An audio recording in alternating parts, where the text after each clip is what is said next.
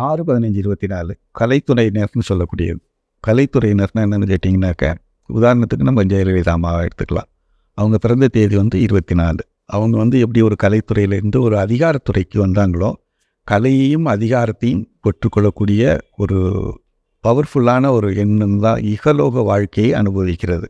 அவங்களுக்கு பெரும்பாலும் மிகப்பெரிய ஆன்மீக சம்மந்தப்பட்ட ஆன்மீக தொடர்புலாம் ரொம்ப நம்பிக்கை இருக்காது. இந்த லோக வாழ்க்கையை எவ்வளோ தூரம் ஒரு பவர்ஃபுல்லாக இருக்கணும், ஒரு நல்லபடியாக வாழணுங்கிறதுல தான் அவங்க ஆர்வங்கள் அதிகமாக இருக்கும்.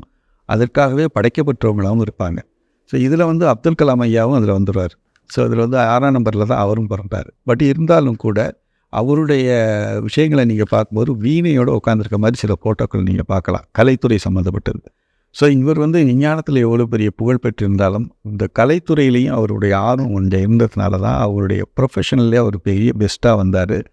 அவர் குழந்தை பேர் சம்மந்தப்பட்ட பிரச்சனைகளும் தீரும். பட் என்னென்னு கேட்டிங்கன்னா, பண விஷயத்தில் இவங்க நினச்சதெல்லாம் நடக்காது, கொஞ்சம் குறைவாக தான் நடக்கும். இந்த வருடங்களில் புதிய முயற்சிகளை தவிர்த்துட்டு ஏற்கனவே இருக்கக்கூடிய விஷயங்களை மட்டும் நம்ம கை கொண்டாங்கனாக்கா போதுமானது. இவங்களுக்கு இப்போ இந்த வருடங்களில் என்னென்ன பண்ணலாம் அப்படின்னு பார்த்தீங்கன்னாக்கா, திருமண முயற்சிகளை சால்வ் பண்ணிக்கலாம். அதே மாதிரி குழந்தை பேர் பிரச்சனையை இந்த வருஷம் சால்வ் பண்ணிக்கலாம். இது 2க்கும் 8 வருடமாக இது இருக்கிறதுனால இவங்களுக்கு இது மட்டும் அறிவுரையாக நம்ம சொல்லப்படும்.